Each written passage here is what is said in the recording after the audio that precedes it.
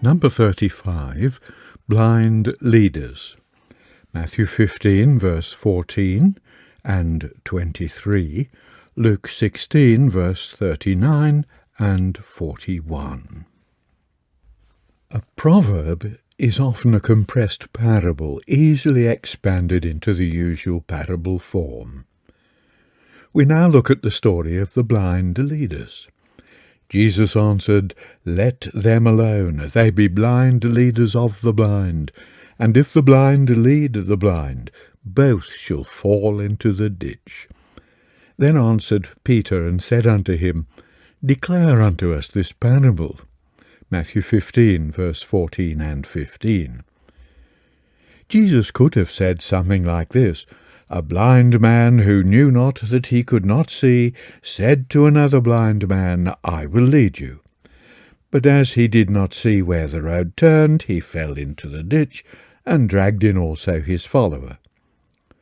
But with greater directness of application he affirmed the Pharisees were blind leaders of blind men. The immediate context concerns the Corban law, by which the Pharisees evaded duties to their parents, and so made void one of the 10 Commandments. Jesus very severely condemns their casuistry, by which they put the doctrines of men in the place of God's law. The same saying occurs in another context in Luke 6, verse 39, as part of the discourse which closely resembles the Sermon on the Mount of Matthew chapters 5 to 7. This context in Luke's record, and the fact that it was spoken to the disciples, prevents the comfortable detached consideration of the saying, which is possible in restricting its reference to the Pharisees. We may appreciate the application to others and endorse the judgment. But it is spoken also as a warning to all disciples. The object lesson of the one must be noted for the guidance of every follower of the Lord. It is a warning of the dangers of being leaders and teachers, which all teachers should take to heart. Luke records, "And he spake a parable unto them. Can the blind lead the blind? Shall they not both fall into the ditch? The disciple is not above his master, but every one that is perfect shall be as his master. And why beholdest thou the mote that is in thy brother's eye, but perceivest not the beam that is in thine own eye?" Chapter 6, verse 39 and 41. The connection of thought in Luke is that men should judge themselves before they judge others. Censoriousness is sternly reprobated. If anyone fails to examine self, he is blind and, seeking to teach, is a blind leader.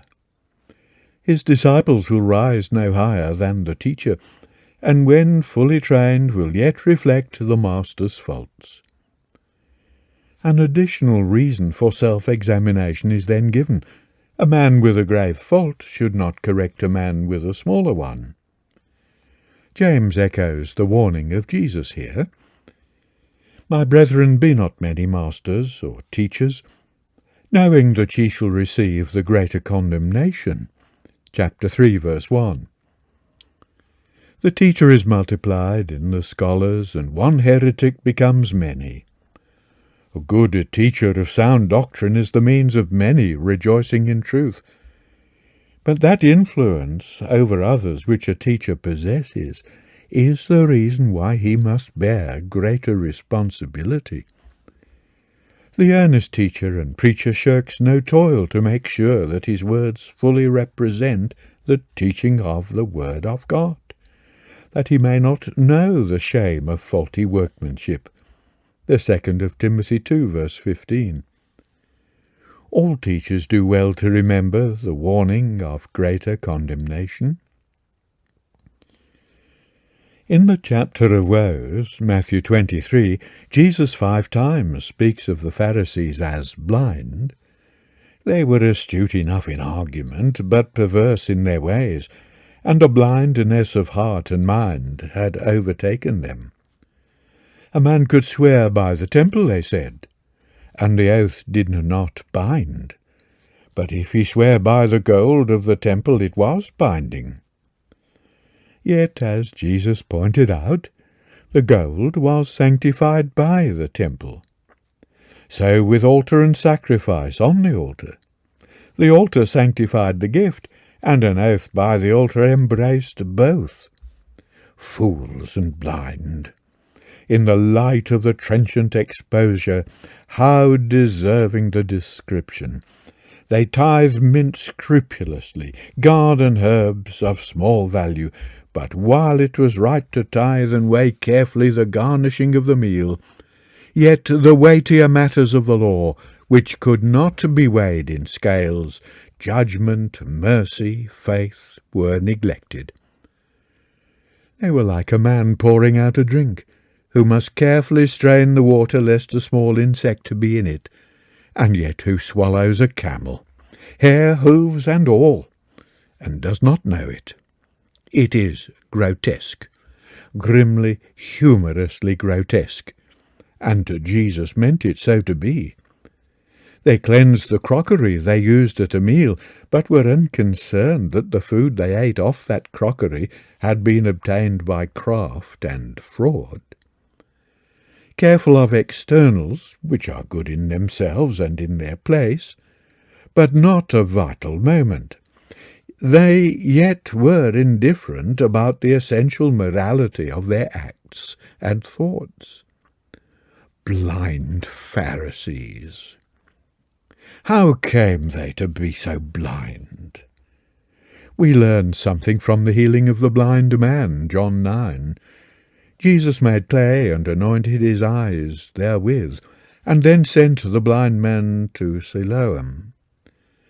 Jesus can both make blind and give sight, as he said, "For judgment I am come into this world, that they which see not might see, and that they which see might be made blind."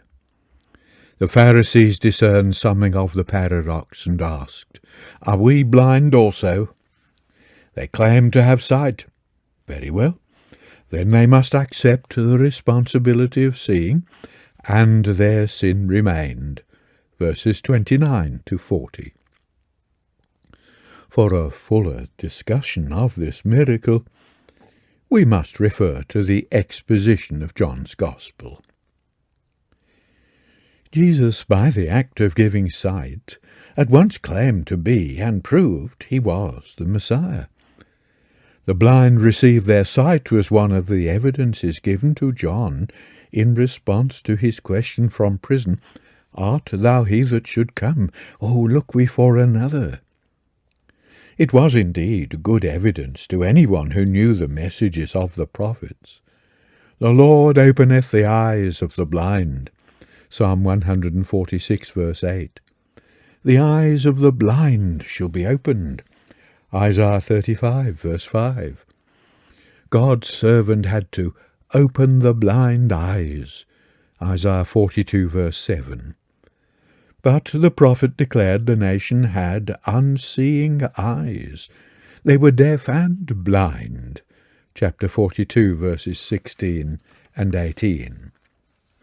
With scorching irony, he spoke of them as the blind people that hath eyes, chapter 43, verse 8. And because of their iniquities and sins, their vanity and lying, their violence and bloodshedding, the judgment came upon them, and they walked in darkness. We grope for the wall like the blind, and we grope as if we had no eyes, Isaiah 59, verses 1 to 10.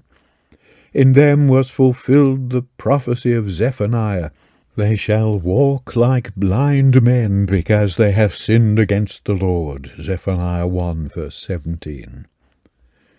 The parable of the blind leaders was a terrible indictment, gravely made and truly spoken. But what a lesson it contains! Parable 36, Children and Puppies. Matthew 15, verse 22 to 28, Mark 7, verses 24 to 30.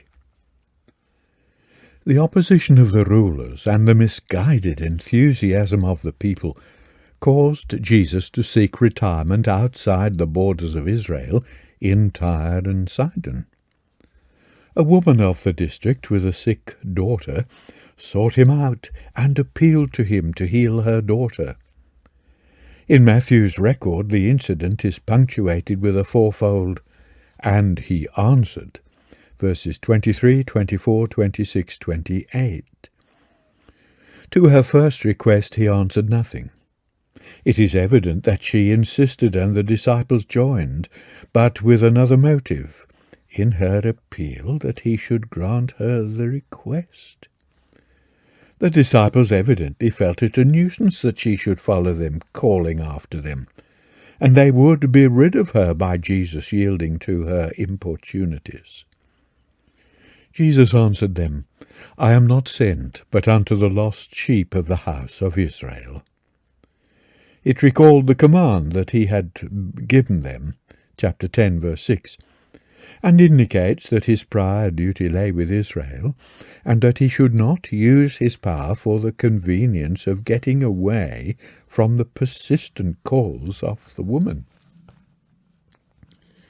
The woman came near and worshipped him, contenting herself with the imploring words, "Lord, help me."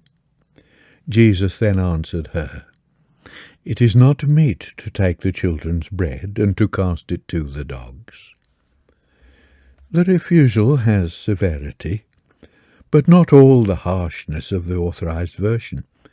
It does not repeat, but yet in a form that could not have been pleasing to the woman, the answer Jesus had given to the disciples. The children must be fed, first be filled. Mark.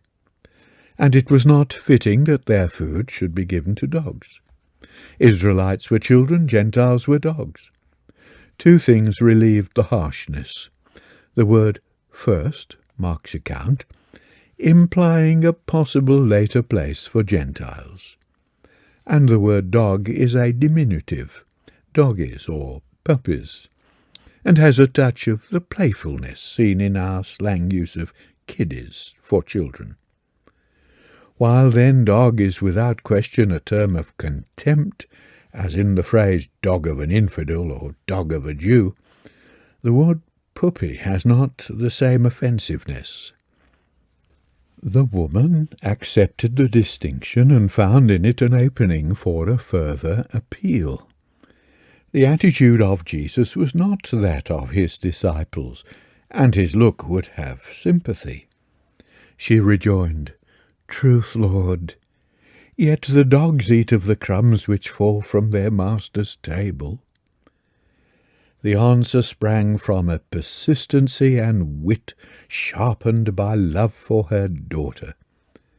But it was also based on a recognition that the teacher was of royal descent, and perhaps more even than that, for she called him Lord in addition to Son of David. It was one of the cases where a Gentile saw further than the Jews, where a Gentile recognized Jewish privileges, but saw that some fragment of mercy could come to Gentiles. With such a faith revealed, Jesus acknowledged it. "O woman, great is thy faith," and granted the request. "Be it unto thee, even as thou wilt."